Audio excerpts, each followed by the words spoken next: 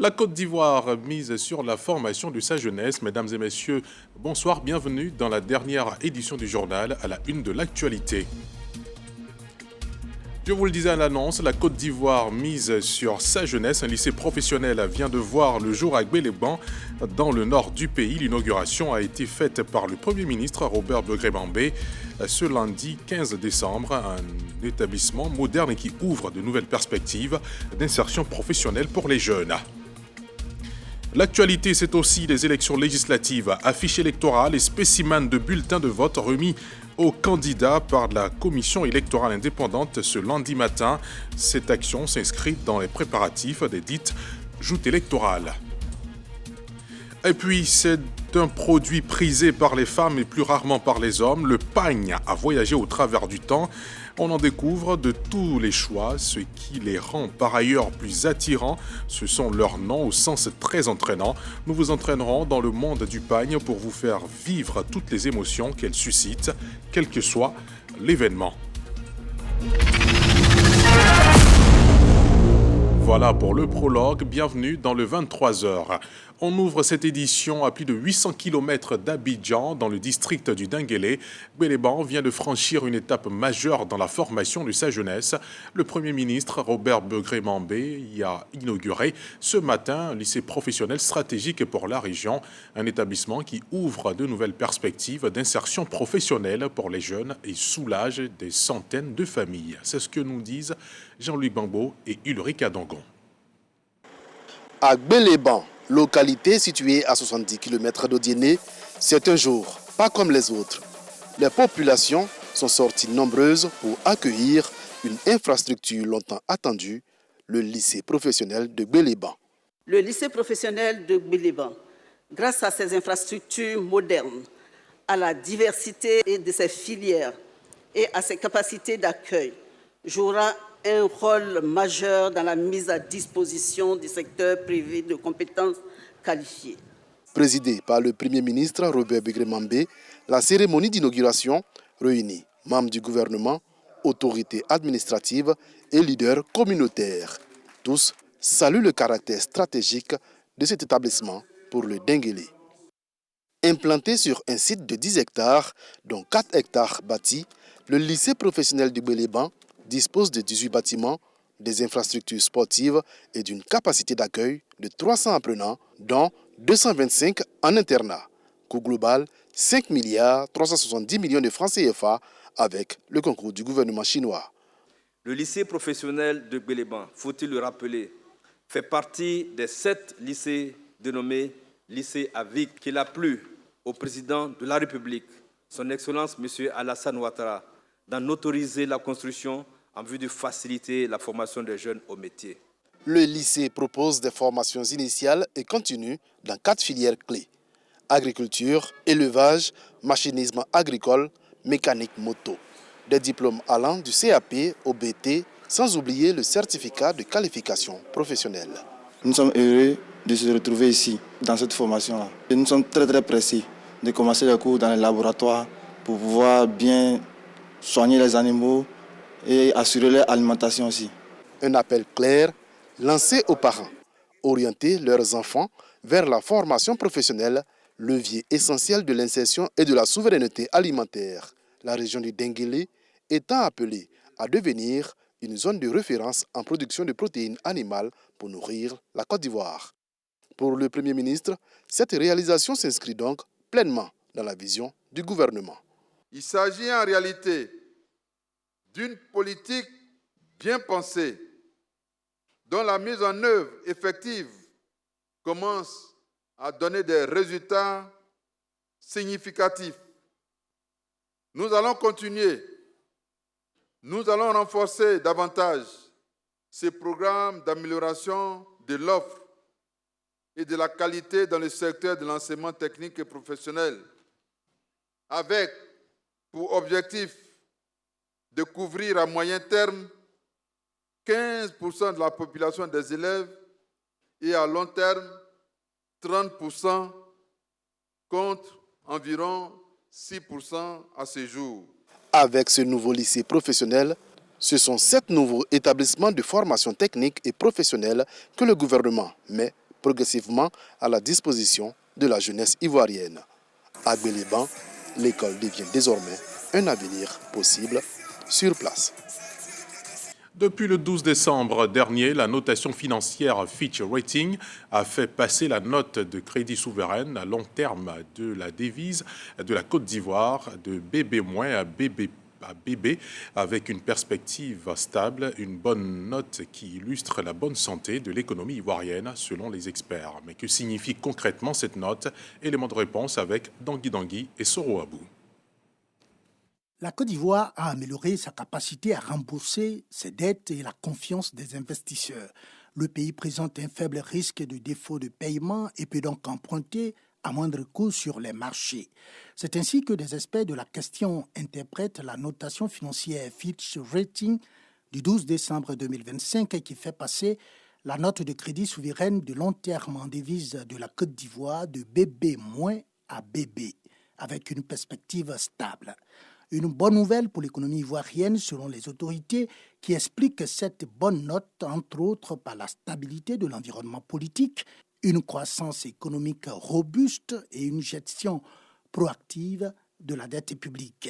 Le gouvernement se félicite de cette décision qui reflète la pertinence des réformes structurelles menées sous le leadership du président Alassane Ouattara et s'engage à poursuivre le renforcement de la trajectoire de croissance inclusive et durable. On parle à présent élection avec la commission électorale indépendante qui poursuit les préparatifs des élections législatives. Ce lundi matin, la CEI a procédé à la remise de spécimens de bulletins de vote et des affiches électorales aux candidats, une étape qui vise à renforcer la sensibilisation des électeurs, à limiter les bulletins nuls et à promouvoir une campagne électorale apaisée. Les détails dans ce reportage signé Sidonie Davila. À quelques jours de l'ouverture officielle de la campagne électorale, la CEI franchit une nouvelle étape, la remise des spécimens de bulletins de vote et des affiches électorales aux candidats. Cette remise porte sur un total de 1000 spécimens de bulletins de vote et 300 affiches destinées à appuyer les candidats dans leurs actions de sensibilisation auprès des électeurs. Je suis chargé de la formation, donc je vais m'atteler à former nos électeurs parce qu'il faut éviter les ratures sur les bulletins. La compétition va commencer bientôt, donc il est mieux de prendre les spécimens pour connaître d'abord la position de ces candidats et puis identifier ça bien afin de voter. Nous allons tout faire pour maintenir la paix sociale et faire en sorte que cette élection soit une fête. À cette occasion, le président de la CEI rappelle les règles d'utilisation de ces documents essentiels à la bonne compréhension du vote et à la réduction du nombre de bulletins nuls. La loi nous autorise à vous donner des spécimens et des affiches.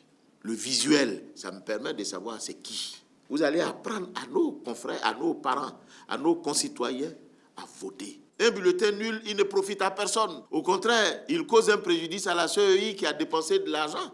Parce qu'on ne dépense pas de l'argent pour que le bulletin soit nul. On le dépense pour qu'il soit utile. Or, il est nul. Les candidats disposent d'une semaine pour battre campagne. Elle se tient du 19 au 26 décembre prochain. Le scrutin est prévu le 27 décembre. Toujours au sujet des législatives, à l'approche des élections prévues le 27 décembre prochain, le RHDP intensifie ses préparatifs. Les responsables de la cellule de gestion électorale venus de toutes les régions du pays ont pris part ce dimanche à une session de renforcement de capacité, une rencontre pour mieux les outiller en vue d'un meilleur score aux prochaines élections législatives. Nous Sangaré. Le RHDP prépare activement les élections législatives du 27 décembre prochain. Venus des différentes circonscriptions du pays, les responsables de la cellule de gestion électorale du parti sont à nouveau à l'école. En matière d'élection, tout est important, surtout pour les représentants de bureau de vote qui ne doit rien laisser tomber. Il doit tout prendre en compte parce que sa présence du début de l'élection jusqu'à la fin de l'élection, tout est important. Il faudrait qu'on revienne chaque fois sur les mêmes choses pour faire un vrai recyclage. Elle est très importante pour cette élection-là parce que la victoire du RHDP dépend de ça. Après cette formation, c'est de retourner dans nos bases, dans nos différentes circonscriptions, de dérouler tout de suite le programme de formation auprès des superviseurs et des représentants de bureaux de vote et de commencer de façon opérationnelle à préparer techniquement l'élection et surtout au niveau de la campagne pour qu'on soit prêt le 27 décembre. Piloté par le secrétariat exécutif adjoint en charge des élections, ce renforcement des capacités a porté sur plusieurs modules. Aujourd'hui, nous avons 4 modules. Le premier module porte sur le mode opératoire défini par la Commission électorale indépendante. Le deuxième module, ce sera la mission des représentants des candidats dans les bureaux de vote. Le troisième module, c'est la mission des superviseurs des lieux de vote. Et le dernier module va porter sur les outils digitaux que nous avons, qui nous permettent de faire les rapports, qui nous permettent de suivre le vote et qui nous permettent de collecter et de centraliser les résultats. Aujourd'hui, ils sont autour de 300 personnalités que nous avons invitées, qui viennent de toutes les circonscriptions du pays. À travers cette initiative, les responsables du RHDP entendent assurer une présence organisée et efficace dans le bureau de vote, tout en contribuant à un climat électoral apaisé. Le Rassemblement pour la paix, le progrès et le partage a renouvelé son secrétariat général. Serge Kofi a été nouvellement investi à ce poste pour un mandat de 5 ans. La cérémonie y afférent a eu lieu récemment dans les locaux du parti à Cocody en présence de Jean-Marc Djadji et Joël Gomez. Serge Kofi est le nouveau secrétaire général du Rassemblement pour la paix, le progrès et le partage RPP. Il est investi en présence de Tiemoko Doumbia, président du parti. Serge Kofi succède à Messé Meïté, jusque-là secrétaire général par intérim. Le nouveau secrétaire général aura pour mission de couvrir les 79 départements du pays et renforcer la base militante. À toi, M. Kofi, j'ai dit, prends ces témoins avec confiance. Les fondations sont là. Tu as les moyens d'aller beaucoup plus loin. Je serai à tes côtés. Mon équipe aussi sera à vos côtés, monsieur le secrétaire général. L'enjeu est très clair. C'est de renforcer le RPP.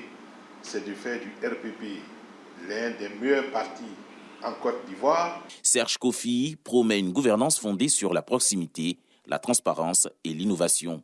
Je prendrai toute ma part en la déclinaison que j'ai faite tout à l'heure des activités à réaliser. L'implantation massive et le recrutement des militants, la formation et le renforcement des capacités des militants, la communication, l'innovation et la modernisation du parti. Les membres du Rassemblement pour la paix, le progrès et le partage se sont engagés à l'issue de cette investiture à se mobiliser pour être dans le top 5 des partis politiques de Côte d'Ivoire. Ils sont visibles dans tous les marchés d'Abidjan, des modèles les plus récents et même ceux qui ont traversé les générations. Parmi eux, certains restent incontournables. Il s'agit des pagnes baptisés par ces noms atypiques résultant du jargon ivoirien. Ces noms intemporels et pleins de sens défient le temps et gardent leur place dans les cérémonies les plus impactantes de nos vies. Ensemble, découvrons ce reportage au cœur de l'histoire de ces pagnes avec Carmel Dia, Nadège Kassi et Ulrich Thibault.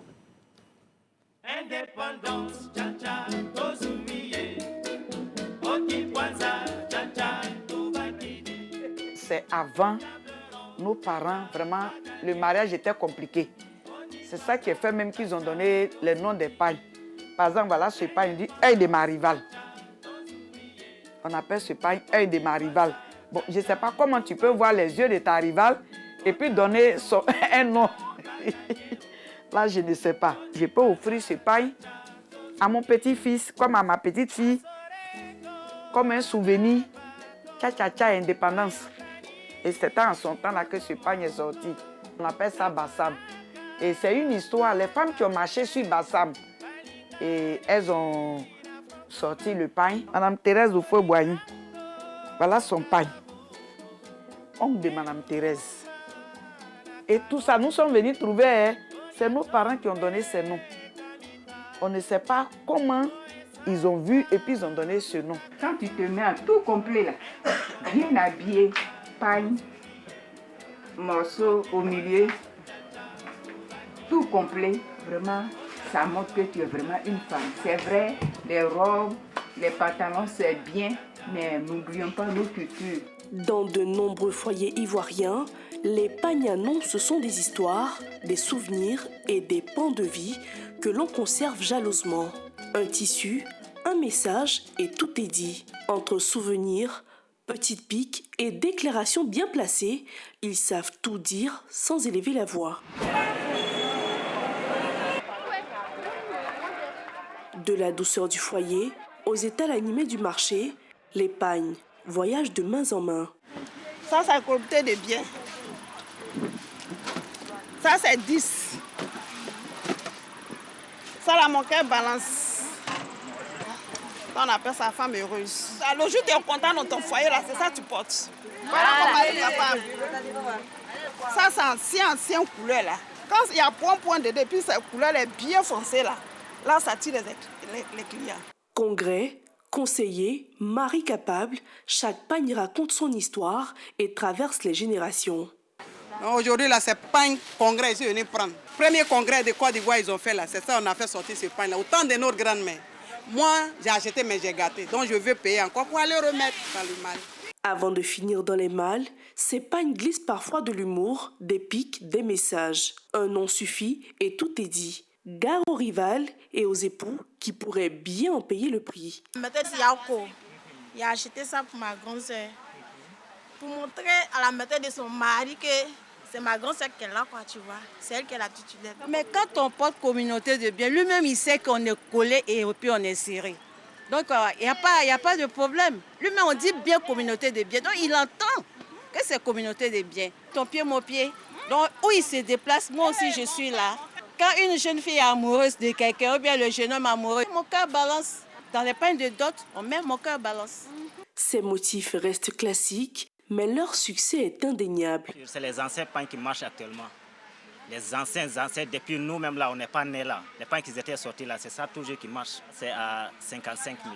Généralement, c'est les femmes qui travaillent dans les bureaux là, qui préfèrent les collections pour faire les modèles découpés. Sinon, les mamans même, les femmes, les ménagères, elles préfèrent les anciens pagnes. Chez Dame Doumbia, styliste modéliste, le pagne à nom règne en maître. Il est devenu sa touche personnelle. Il y a des jolis pagnes ici déjà cousus. Ça, c'est une robe d'une cliente, ça. Elles aiment les anciens pagnes avec le nom. Mon mari est capable. Quand c'est pas ça, ça ne marche pas. Il faut avec les noms. Enfin, mieux que l'argent. Il y a plusieurs pagnes que les femmes aiment, les anciens pagnes qu'elles aiment. Une question se pose alors. Pourquoi ces pagnes classiques fascinent-ils encore, génération après génération? Quand on dit « mon mari m'a laissé » ou « femme capable » ou « yeux voient, bouche parle pas », mais c'est des messages subliminaux qu'on envoie qui déterminent soit le statut social, soit les humeurs du moment, ou soit des valeurs d'une personne de façon individuelle ou collective. L'acteur ou l'actrice sociale qui porte ce pagne-là, sans avoir ouvert la bouche, envoie un message aux gens qui sont en face d'elle ou de lui. Ça relève aussi de l'ordre du lien social. Parce que le pagne qui est porté par une femme qu'on appelle « mon mari m'a laissé », c'est soit j'assume mon statut, soit j'envoie un message aux autres pour dire écoutez, je suis peut-être libre. Des foyers au marché, des ateliers de couture aux cérémonies familiales, les pagnes à nom continuent de vivre, de circuler et de se transmettre. Plus qu'un simple tissu, il reste une mémoire collective. Un patrimoine textile qui, génération après génération, ne perd rien de son éclat. Une tradition bien vivante qui ne compte pas se faire détrôner par les nouveaux modèles.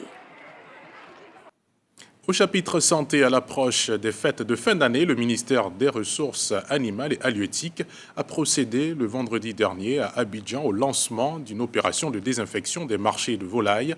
Cette initiative vise à protéger les consommateurs et les acteurs de la filière avicole. Christian Kouakou, Dangui, Joël Mambou.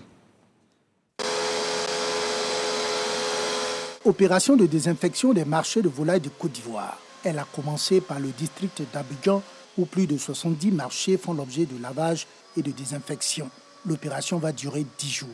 Cette opération est importante parce que nos marchés de volailles, ce sont des animaux vivants qui sont vendus dans ces endroits. Et ces animaux-là ont besoin d'un minimum de bien-être et d'un minimum de salubrité. Alors, un endroit bien nettoyé pour vendre la volaille permet à l'animal de ne pas tomber malade pendant toute l'opération de vente. Ça évite aux revendeurs de donner des médicaments aux poulets pendant la vente. Cette opération se déroule en 2 phases, le lavage des lieux et la désinfection. Elle est bien accueillie par l'Association nationale des revendeurs de volailles de Côte d'Ivoire. Cette opération, en tout cas, est la bienvenue. Voilà, ce sont des dispositions que le gouvernement a prises pour pouvoir quand même sécuriser la sécurité alimentaire, afin que ceux qui viennent acheter des poulets soient rassurés, voilà, de la bonne qualité de la viande et des produits qu'ils achètent. Le marché de volailles du grand marché de Trècheville a bénéficié de cette opération qui va s'étendre sur toute l'étendue du territoire national où plus de 170 marchés seront désinfectés. Le ministre de l'Environnement, du Développement durable et de la Transition écologique lui a procédé ce matin à l'Agence nationale de l'environnement à la remise de 61 agréments au bureau d'études et consultants indépendants. Objectif, permettre à ces récipiendaires d'exercer dans un cadre réglementaire afin d'améliorer la mise en œuvre des évaluations environnementales et sociales. Les détails avec Grace Kando.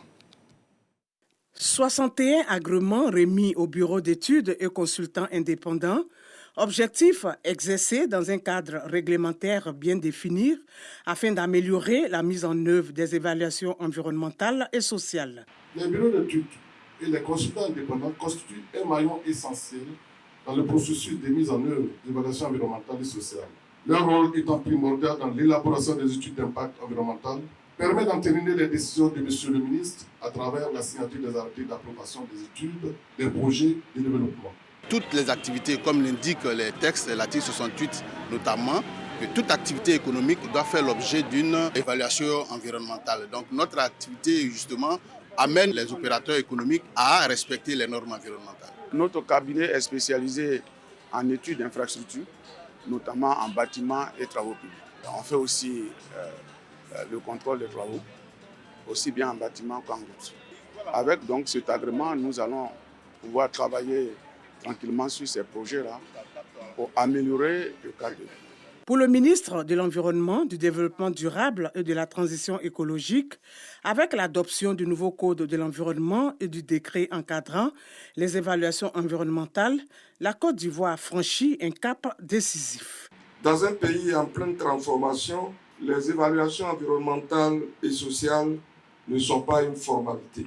Elles sont un outil de gouvernance, un instrument de prévention des crises et un levier de confiance entre l'État, les investisseurs et les populations. Les bureaux d'études et les consultants indépendants ont donc une responsabilité stratégique. Éclairer la décision publique, sécuriser les investissements et protéger l'intérêt général. Sur 64 dossiers enregistrés par la commission technique des agréments, 61 ont été retenus, dont 2 consultants indépendants et 59 bureaux d'études. On prend la direction de la région du Cavali où il y a eu remise de chèques et de dons à des jeunes issus des 4 départements de la localité. Cet événement vise la promotion de l'emploi des jeunes et leur autonomisation économique. C'est un geste à mettre à l'actif de la ministre d'État et présidente du conseil régional du Cavali, Anne-Désirée Undoto Lamizana. Christ Ephraim Diomandé, Maxwell Lozo. Ils sont 197 jeunes issus des 4 départements de la région du Cavali, âgés de 18 à 45 ans. Après 6 mois de formation aux travaux à haute intensité de main-d'œuvre, ils ont reçu chacun un chèque de 120 000 francs CFA. Cette initiative s'inscrit dans un programme du gouvernement ivoirien mis en œuvre par l'Agence Emploi Jeunes visant à favoriser l'insertion socio-professionnelle des jeunes. Pour renforcer cette action, la présidente du conseil régional du Cavali, Anne-Désirée Undoto Lamizana, a apporté un appui conséquent aux bénéficiaires. Son don comprend notamment des mototricycles, des brouettes, des poubelles, des tracteurs, ainsi que plusieurs tonnes d'engrais destinés à soutenir leurs activités génératrices de revenus. Ce programme n'a pas été seulement un appui financier, mais un véritable tremplin envers notre insertion professionnelle durable. Cette démarche s'inscrit pleinement dans la vision du président de la République, Alassane Ouattara, qui œuvre pour une jeunesse autonome, responsable et pleinement actrice du développement économique et social du Cavali. Jeunes bénéficiaires, jeunesse CNJCI, jeunesse communale, jeunesse des partis politiques, jeunesse des organisations non gouvernementales et de toute autre association, je veux compter sur vous pour être les ambassadeurs de la politique du président Alassane Ouattara. Politique de paix, politique de développement et d'épanouissement des jeunes, des femmes et des familles. Ces appuis visent à soutenir les initiatives génératrices de revenus, à renforcer la capacité entrepreneuriale des bénéficiaires et à faciliter leur insertion socio-professionnelle durable. Ce sont des opportunités concrètes qui sont offertes aux jeunes, des revenus décents, une expérience professionnelle valorisante et une participation active au développement local. Dans le Cavalier, ces jeunes repartent mieux outillés et déterminés, prêts à devenir de véritables acteurs du développement de leur localité. L'inspecteur général d'État Théophile Awandoli a entamé depuis ce week-end une tournée de sensibilisation pour des élections apaisées dans la région du Moronou. À travers cette initiative, il entend prévenir les violences qui ont prévalu dans certains villages pendant l'élection présidentielle passée. Le compte-rendu de Hermaniamia. Le département de Bongouanou reçoit la visite de l'inspecteur général d'État Théophile Awandoli. Une mission de terrain placée sous les signaux de l'apaisement et de la prévention. Première étape, Nguessankro, village durement touché par les violences électorales. La ville de Nguessankro, plus 2-3 villages autour de Nguessankro, il y a eu quelques grabuges. Mais bon, bien entendu, c'était marginal. Marginal que ce soit, il faut venir leur parler encore pour qu'ils comprennent. Et donc je crois que c'était ça, pour demander à tout le monde d'aller aux élections sans problème, sans difficulté particulière. Le message est clair, tirer les leçons du passé pour garantir des élections législatives sans violence. Après Nguessankro, la délégation a mis le cap sur Aouniafoutou, puis à Siokoumassi. Dans ces localités, Théophile Awandoli a insisté sur le respect des lois de la République et sur l'importance d'un climat apaisé pour le développement local. Aujourd'hui, à l'entame des élections législatives, la présence de l'inspecteur général d'État nous apaise, nous apporte un souffle. Et le message que tout à l'heure il a ventilé et distillé, c'est un message d'apaisement. C'est une sensibilisation forte pour nous aider à comprendre le nécessaire d'une élection vraiment apaisée. Nous enregistrons vraiment, on dit merci pour ces démarches.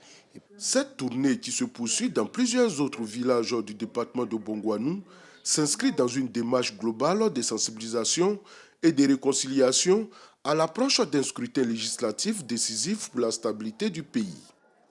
On clôt l'information nationale en religion avec de nombreux guides religieux distingués pour leurs efforts de promouvoir un islam tolérant, modéré et pacifique dans leurs pays respectifs et en Afrique. Ils l'ont été par le roi du Maroc dans le cadre de la 7e Assemblée générale de la Fondation Mohamed VI des oulémas africains du 4 au 6 décembre dernier à Fès au Maroc. Et c'est le président du COSIM Cheikhoul Aïma Ousmane Diakité de la Côte d'Ivoire qui a reçu la plus haute distinction. Depuis Fès au Maroc, Pargassoro connaît des Madongui. Cheikhoul Aïma Ousmane Diakité, président du COSIM, Conseil supérieur des imams des mosquées des affaires islamiques, honoré par Sa Majesté le roi du Maroc à travers la Fondation Mohamed VI des oulémas africains. Cheikhoul Aïma Ousmane Diakité a reçu la plus haute distinction de la Fondation, le Grand Prix honorifique africain de recherche sur les constantes religieuses. C'était à Fès, au Maroc, à l'occasion de la 7e réunion annuelle des 48 pays africains que compose la Fondation Mohamed VI des oulémas africains. Son prix reçu des mains du secrétaire général de la dite fondation, Sidi Mohamed Rifki. Ce prix est un défi pour moi. Le défi, c'est quoi? Vous avez été distingué à un niveau de responsabilité. Donc le défi est de ne plus reculer. Le guide suprême de la communauté musulmane de Côte d'Ivoire a tenu à exprimer toute sa gratitude au président de la République, Alassane Ouattara, et à son gouvernement, au COSIM et aux responsables de la fondation, à sa tête, le roi Mohamed VI du Maroc. Le président du COSIM a aussi reçu les félicitations de ses plus proches collaborateurs, mais également du président de la fondation section Côte d'Ivoire. Aujourd'hui, nous sommes honorés et nous sommes fiers pour lui et on lui dit félicitations pour ce grand prix. À l'occasion de cette cérémonie de distinction de la Fondation Mohamed VI des oulémas africains, en plus du président du COSIM, des élèves ivoiriens ont également été distingués pour avoir remporté les concours de la Fondation en mémorisation, récitation et psalmodie du Noble Coran, mais également en Addis. Je dis merci à la Fondation Mohamed VI des ulémas africains. Je dédie ce prix à Oustad Tahir qui m'a aidé à mémoriser le Saint-Coran. Le grand prix honorifique africain de la Fondation Mohamed VI des ulémas africains de la recherche sur les constances religieuses communes était à sa 2e édition. On reste au Maroc où au moins 37 personnes sont mortes ce dimanche à Safi sur la côte atlantique en raison de crues soudaines après des précipitations ayant entraîné des infiltrations dans plusieurs habitations et commerces. C'est le plus lourd bilan pour des intempéries de ce type dans le pays depuis une décennie. C'est la fin de cette édition. Merci infiniment de l'avoir suivi. Très bonne suite de programmes sur RTI 1, la chaîne qui rassemble.